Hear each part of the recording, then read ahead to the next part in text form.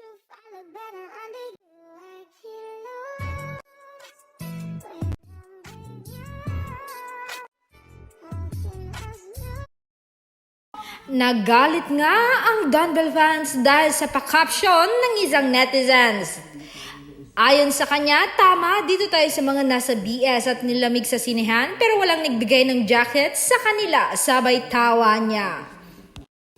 At napakomment nga ang isang Donbell fans. Sila yung tipong wala naman doon sa event pero kung anik-anik ang kwento, dito tayo sa mga present doon sa event. At ito nga ang mga ilang komento ng netizens. Nakakainis talaga yung mga fans na ang daling maniwala sa fake news o galing si andon ba kayo para mag-assume kung ano nangyari? May pasabi pa na nakita ko, sabi nila ganito, may ganyan, mga bulok. Napatanong nga si Amesi Dagsilaya kung ano ang issue. Sinagot naman ng isang netizen sa mga fans na naniniwala sa video ng basher ng Donbell fans sa TikTok.